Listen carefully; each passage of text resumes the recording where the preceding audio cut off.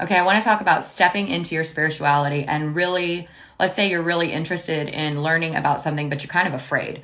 Maybe somebody told you it was bad. Maybe somebody told you it wasn't good for you. Maybe the particular religious group that you belong to has always taught you that, doing that type of thing is wrong. When I first started learning about spirituality and all things of the universe, I mean, the zodiac, the signs from the animals, the signs from the dragonflies, the butterflies, the bees, really learning that the universe was talking to me, I had some preconceived ideas about what was good and what was bad. And I think that's natural. It depends on how we're raised and where we come from and our experiences.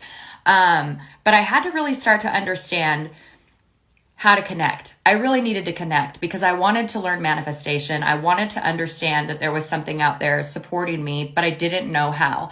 So I had a mentor and she asked me, she said, have you ever had a situation where something was watching out for you? And I said, well, what do you mean? She goes, well, have you ever had a situation where you just had this big feeling that kept you from doing something?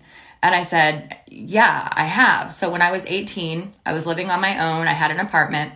And I came home from work that night and I went to walk into my apartment. I unlocked the door and I went to walk in and I went to turn the lights on and the lights didn't turn on.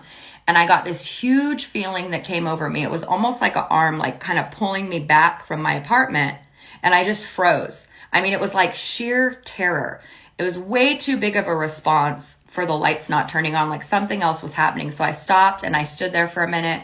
And I stepped back out and I look and all the lights to all the other apartments were on, the front door lights. And I'm like, okay. And I went to step in again and I got this huge feeling again. So I stood back even further and I looked and I could see in the windows that everybody else's lights were on. So I left, I closed the door, I locked it. I went and stayed the night at a friend's house. I called my apartment manager the next day and I asked her, hey, my lights were out, can you look into it? And somebody had turned the breaker off just to my apartment.